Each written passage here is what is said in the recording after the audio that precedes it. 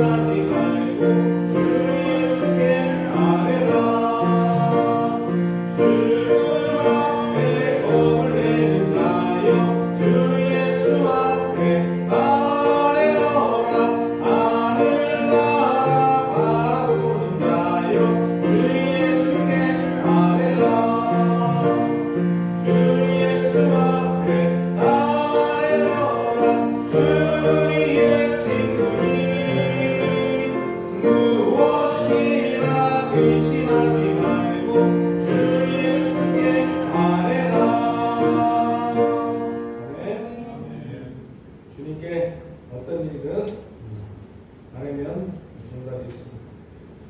우리 찬송가 우리 350장이요. 350장.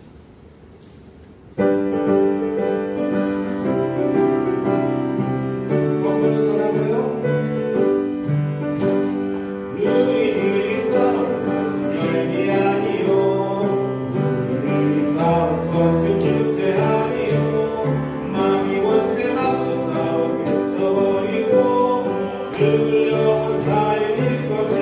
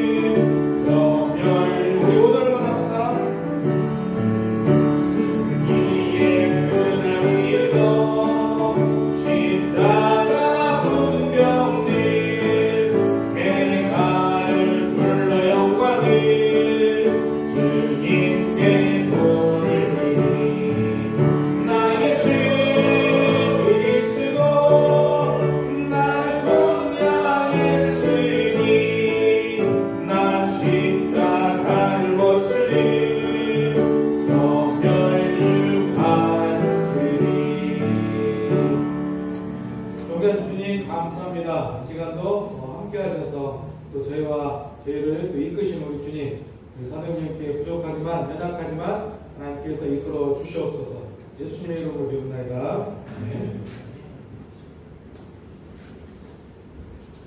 할렐루야. 하나님 살아계십니다. 살아계신 하나님께 의지하면서 함께 예배드리기를 원합니다. 다 같이 일어나셔서 목도하심으로 예배드리겠습니다.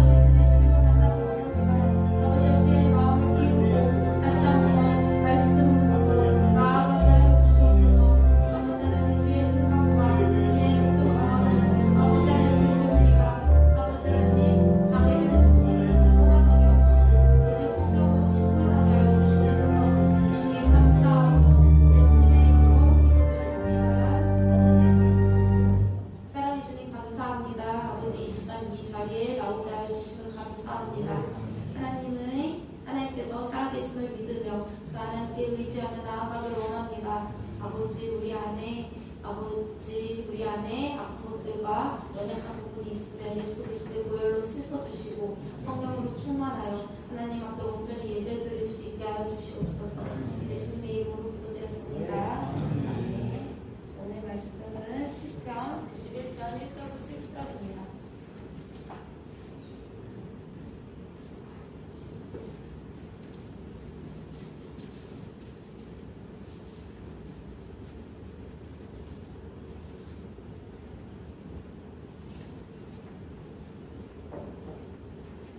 시편 91편 1절로 7절 성경 870쪽입니다.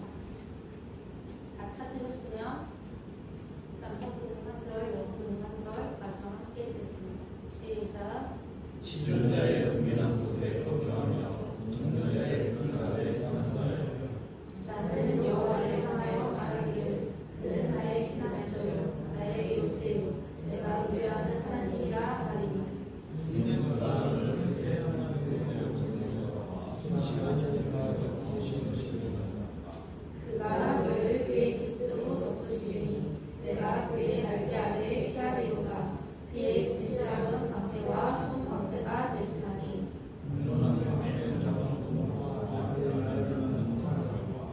어두울 때 퍼지는 저녁병과 나갈 때에 닥쳐오는 재앙은 두려워하지 아니하리로다. 천명이 내 왼쪽에서 만명이 내 오른쪽에서 멈추나 이 재앙이 내게 가까이 하지 못하리로다. 아멘. 할렐루야. 우리 좌우 앞에 사람에게 샬롬으로 축복하겠습니다. 샬롬. 다시 한번 축복하겠습니다. 하나님의 은혜가 당신에게 있습니다. 시작. 하나님의 은혜가 당신에게 있습니다. 아멘. 믿으십니까? 우리의 삶에서 하나님의 은혜와 평강은 하나님께로만 오는 줄 믿습니다. 우리 오늘 제목은 따라하십시오. 평안을 하나님께 구하는 자. 바로 누굴까요? 바로 누굴까요? 저희자 여러분인 줄 믿습니다. 자, 평안을 하나님께 구하는 자, 저와 여러분이라는 제목으로 함께 나누도록 하겠습니다. 자, 성경에서 보면 무릇 지킬 만한 것 중에 무엇을 더 지키라고 했죠? 더욱 그쵸, 마음을 지키라. 생명의 근원이 이에서 남이니라 라고 말씀하고 계십니다. 우리의 마음의 평안은 만사의 성공의 기본이 됩니다. 가와만사성이라는 말이 있죠. 내 집에서 평안해야 나가서도 평안하다. 우리의 마음이 항상 평안해야 어딜 가서든지 평안할 수 있습니다. 우리의 개인적으로 이렇게 성공했다고 해서 평안이 있을까요? 그렇지 않죠. 내가 가난하다고 해서 평안이 없을까요? 그것도 아니죠. 이 평안이라는 건 환경과 상관없이 우리의 마음 속에서 나오는데 우리 마음에 누가 계셔야 이 평안이 나올까요? 네? 네? 자, 저 따라해 주세요. 하나, 둘, 셋. 아, 이거 되게 잘 따라하시네요. 하나님, 예수님, 성령님, 할렐루야. 저한테 답은 보통 이 세 개밖에 없어요. 하나님, 예수님, 성령님, 할렐루야. 자, 우리 마음속에 누가 계셔야 평안이 올까요? 네, 하나님께로부터, 예수님으로부터, 그리고 성령님으로부터 나오는 줄 믿습니다. 자, 보세요. 아담을 한번 볼까요? 아담이 하나님께서 창조하시고 에덴 동산에서 살 때, 그가 하나님과 함께 거할 때 그에게 공포라는 게 있었을까요? 두려움이라는 게 있었을까요? 아니면 불안이라는 게 있었을까요? 없었습니다. 없었어요. 언제 생기게 되죠? 죄를 지었을 때. 그때서부터 불안과 공포가 시작이 되었던 것입니다. 죄를 짓고서는 공포 가운데서 살 수밖에 없습니다. 죄를 짓고서는 평안을 얻을 수 없습니다. 죄를 짓고서는 하나님과 친밀하게 지낼 수가 없습니다. 우리의 삶을 한번 생각을 해보세요. 우리가 죄를 떠나서 살 수 있나요? 솔직하게. 왜 웃고만 계시지요? 네, 죄를 떠나서 살 수 있습니다. 날마다 하나님의 말씀 가운데 살고, 날마다 기도 가운데서 살고, 날마다 보혈로 씻음으로써 하나님 가운데서 살아갈 수 있습니다. 할렐루야. 그럼에도 불구하고 우리에게 연약한 부분들이 있어요. 그래서 죄에 넘어지고 나의 연약함 때문에 내가 무너질 때도 있어요. 그러나 그때도 다시 일어서면서 이렇게 외치면 됩니다. 예수 그리스도의 보혈로 나는 다시 일어서리라. 할렐루야. 이렇게 해서 나아가면 됩니다. 우리 시편 91편 1절 함께 읽겠습니다. 시작.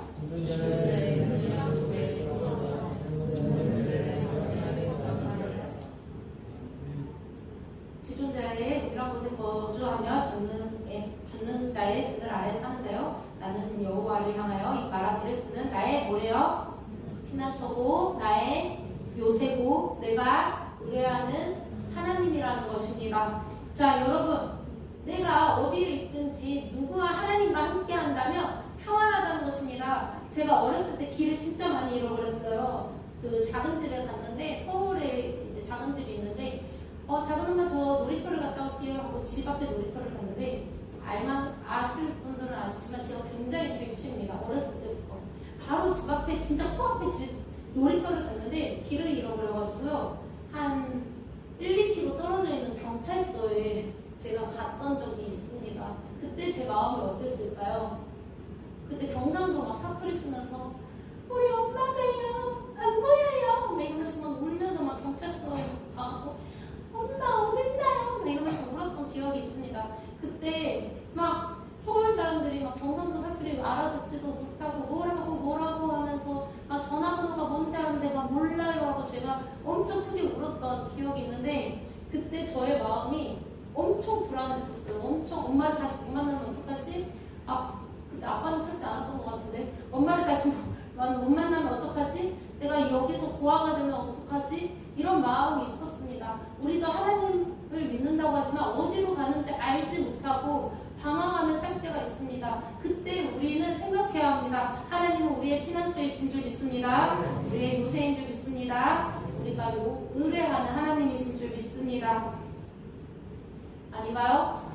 맞습니다. 우리가 너무나도 잘 아는 말씀이지만 까먹을 때가 너무 많아요. 그래서 항상 우리의 평안은 하나님께만 구해야 되는 줄 믿습니다. 그래서 우리가 구할 때 내가 어떡하지? 내가 이렇게 불안한데 통장을 봐도 애들을 봐도 나의 문제거리를 봐도 정답을 찾을 수 있나요? 없나요?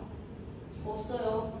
저도 고민이 있을 때 그 고민거리를 중심으로 가서 이걸 어떻게 해결을 할까? 이렇게 하면 될까? 라는 계획을 세워보지만 그 계획대로 되지 않습니다. 왜냐하면 이 모든 문제 위에 하나님이 계시기 때문입니다. 하나님은 우리에게 문제를 주시는 이유가 하나님을 보기 위해서입니다.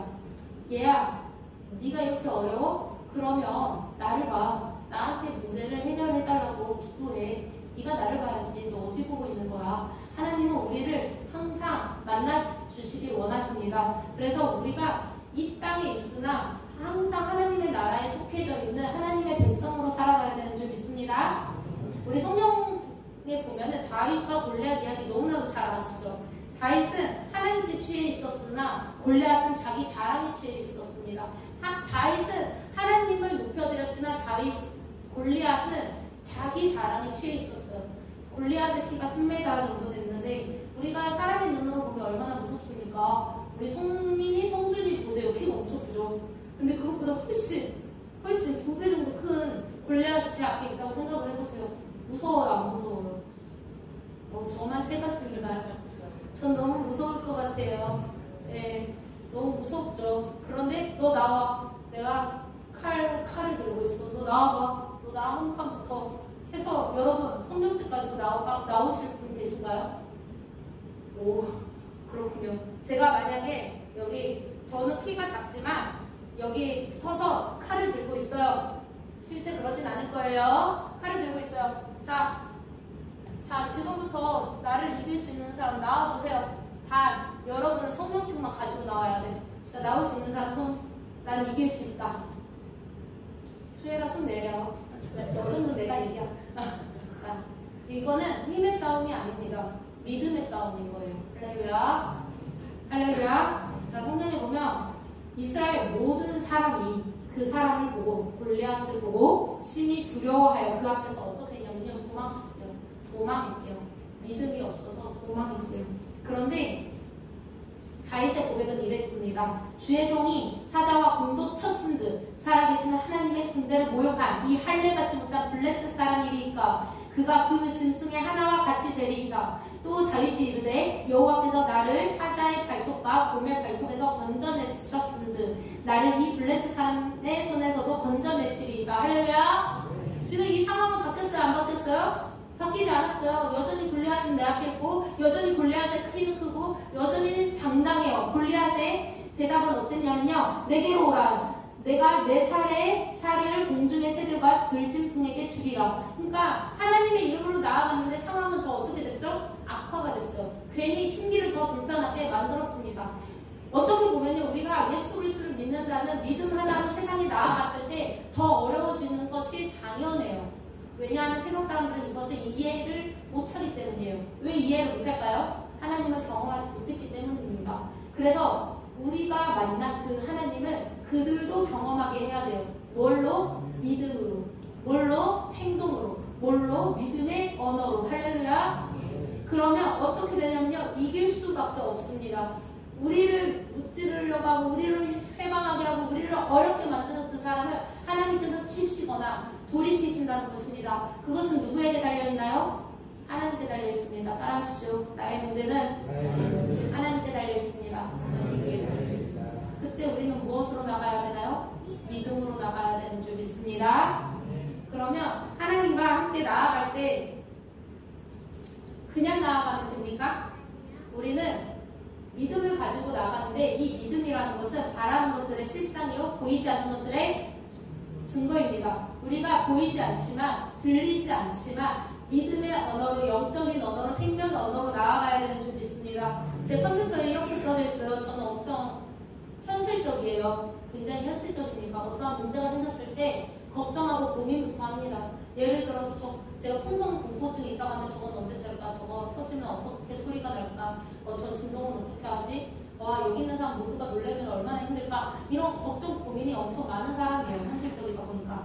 그런데 그럴 때마다 이 말씀, 히브리서 11장 1절 말씀을 붙잡습니다. 믿음은 바라는 것들의 실상이고 보이지 않는 것들의 증거니 믿음의 언어를 사용하려고 하고 믿음의 생각을 하려고 합니다. 그래서 심지어 제 컴퓨터에 보면 바탕화면에 사실을 사실로 말하지 않고 사실을 믿음의 언어로 말하자라고 써져 있습니다. 할렐루야.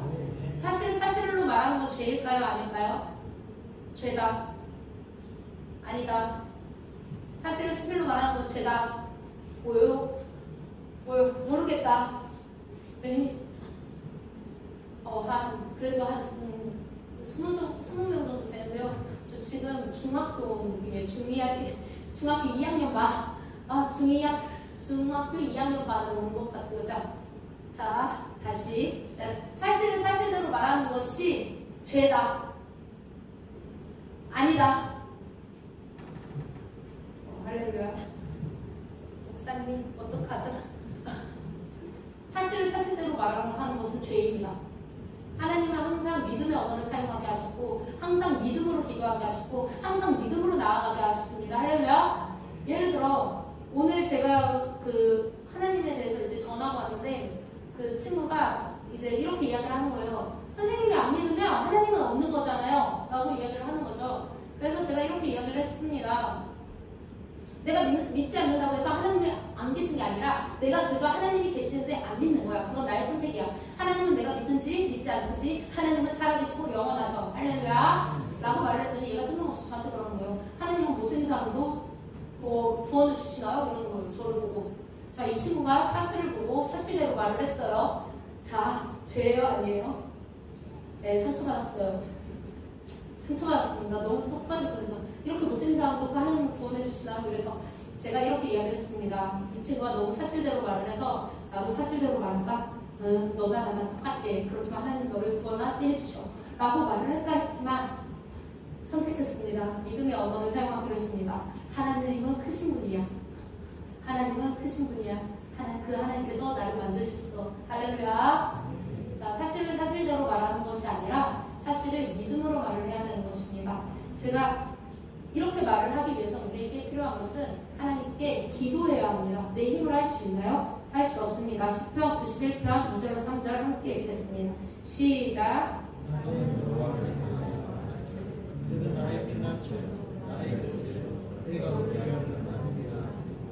이는 네가 너를 세상에 보내서 신선한 아멘. 아멘. 우리가 힘들고 어려울 때 늘 항상 생각을 해야 합니다. 하나님은 나의 피난처이십니다. 나의 요새이십니다. 내가 의뢰하는 하나님이십니다. 어떠한 전염병에서도 건지실 것입니다. 우리 코로나 걸려보셨죠? 하나님께서 건져내신 줄 믿습니다. 그 하나님을 믿습니다. 우리 요새는 무너지지 않아요. 하나님의 성읍은 무너지지 않습니다. 하나님의 가정은 무너지지 않습니다. 하나님의 교회는 무너지지 않습니다. 그 믿음 있으십니까? 그러면 하나님과 함께 나아가기를 원합니다. 우리 하나님과 함께 나아가기를 원합니다. 너는 밤에 찾아오는 공포와 낮에 날아드는 화살과 어두울 때 퍼지는 전염병과 밝을 때 닥쳐오는 재앙을 두려워하지 아니하리로다. 아멘. 그 이유가 무엇입니까? 하나님께서 나와 함께 하심을 믿기 때문입니다. 여러분 살아가면서 두려운 것이 있습니까? 어려운 것이 있습니까? 걱정, 근심이 찾아오십니까? 우리 마지막 7절 함께 읽겠습니다. 시작.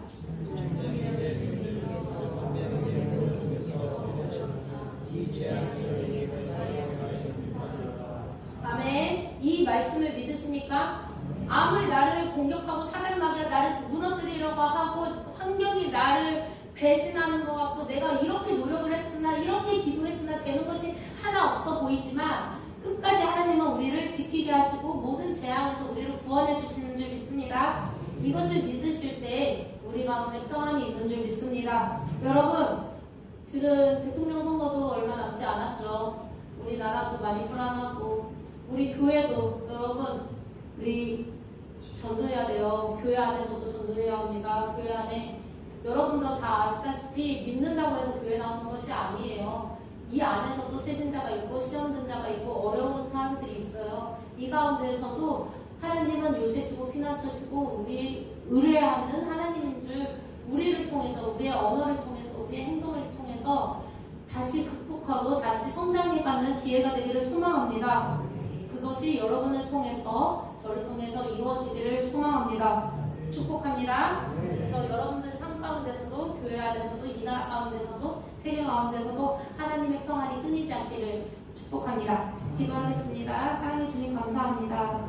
하나님 예수 그리스도의 십자가를 통해 우리의 죄를 사해 주시고 병 고쳐 주시고 저주를 풀어 주시고 사망에서 이기셔서 위대한 축복을 우리들에게 주신 줄 믿습니다. 우리는 연약하나 우리는 부족하나 머리부터 발끝까지 성령으로 충만하여 아버지 어디를 가든지 평안하게 하시고 하나님과 함께하여 아버지 하나님의 나라를 이루면서 나아가는 우리들이 되게 하여 주시옵소서. 우리 교회 되게 하여 주시옵소서. 예수님의 이름으로 기도드렸습니다. 네. 우리 찬송 419장 찬양하겠습니다.